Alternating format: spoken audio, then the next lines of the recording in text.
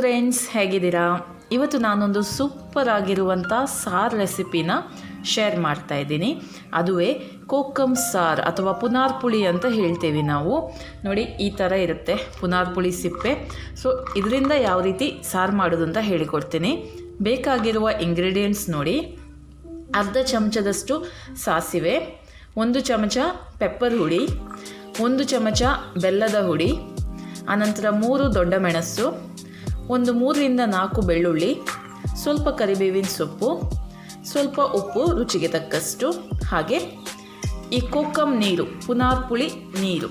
ಇದನ್ನು ಹೇಗೆ ತೆಗೆಯುವುದು ಅಂದರೆ ನೋಡಿ, ನಾನು 1 ಕೈ ಮುಷ್ಟಿಯಷ್ಟು ಪುನಾರ್ ಪುಳಿ ಸಿಪ್ಪೆಯನ್ನು ತೆಗೆದಿದ್ದೀನಿ.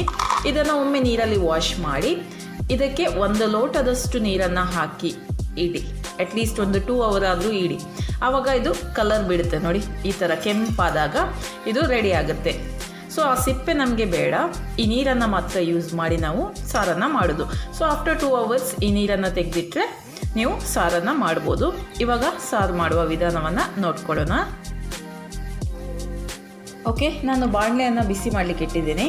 ಇವಾಗ ಇದಕ್ಕೆ ಸ್ವಲ್ಪ ಎಣ್ಣೆಯನ್ನು ಹಾಕ್ಕೊಳ್ಳೋಣ. 2 ಚಮಚದಷ್ಟು ಎಣ್ಣೆ ಸಾಕು. ಈಗ ಇದಕ್ಕೆ ಸಾಸಿವೆನ ಹಾಕ್ಕೊಳ್ಳೋಣ.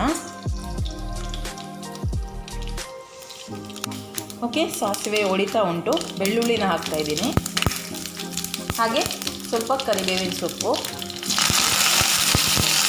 ಮೆಣಸನ್ನು ಕಟ್ ಮಾಡಿ ಹಾಕ್ಕೊಳ್ಳೋಣ. ಈ ಥರ ಒಂದು 3 ಪೀಸಸನ್ನು ಮಾಡ್ಬೋದು. 3 ಮೆಣಸನ್ನು 3 ಪೀಸ್ ಕಟ್ ಮಾಡಿ ಹಾಕ್ಕೊಳ್ಳಿ. ಓಕೆ,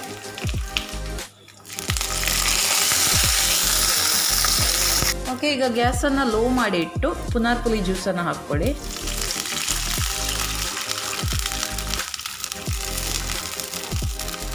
ಇನ್ನು ಇದಕ್ಕೆ ಇದರ 3 ಪಾಲಷ್ಟು ನೀರನ್ನು ಹಾಕ್ಕೊಳ್ಬೇಕು. 1 ಲೋಟ ಪುನಾರ್ ಪುಳಿ ಜ್ಯೂಸಿಗೆ 3 ಲೋಟದಷ್ಟು ನೀರನ್ನು ಹಾಕ್ಕೊಳ್ಳೋಣ.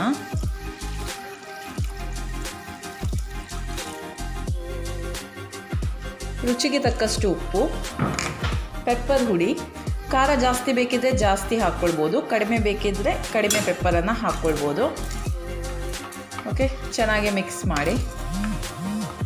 ಹಾಗೆ ಬೆಲ್ಲದ ಹುಡಿಯನ್ನು ಹಾಕ್ಕೊಳ್ಳೋಣ. ನಿಮಗೆ ರುಚಿಗೆ ತಕ್ಕಷ್ಟು ಬೆಲ್ಲದ ಹುಡಿಯನ್ನು ಹಾಕ್ಕೊಳ್ಬೋದು.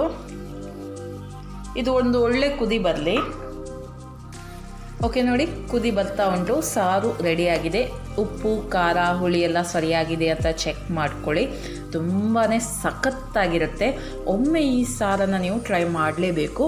ಹೆಲ್ತಿಗೆ ಕೂಡ ತುಂಬಾ ಒಳ್ಳೆಯದು ಈ ಸಾರು. ಆನಂತರ ಯಾರಿಗೆಲ್ಲ ರುಚಿ ಆಗಲ್ಲ, ಅಂದರೆ ರುಚಿ ಹಿಡಿಸಲ್ಲ ಅಂಥವ್ರಿಗೆ ಈ ಸಾರು ಮಾಡಿಕೊಡಿ. ತುಂಬಾ ಇಷ್ಟಪಟ್ಟು ಊಟ ಮಾಡ್ತಾರೆ. ಬಹಳ ಚೆನ್ನಾಗಿರುತ್ತೆ. ಸೊ ನೀವು ಕೂಡ ಈ ರೆಸಿಪಿನ ಒಮ್ಮೆ ಟ್ರೈ ಮಾಡಿ. ಇಷ್ಟ ಆದರೆ ಲೈಕ್ ಕೊಡಿ, ಹಾಗೂ ಕಮೆಂಟ್ಸ್ ಮುಖಾಂತರ ನಿಮ್ಮ ಅಭಿಪ್ರಾಯವನ್ನು ನನಗೆ ತಿಳಿಸಿ. ಬಾಯ್.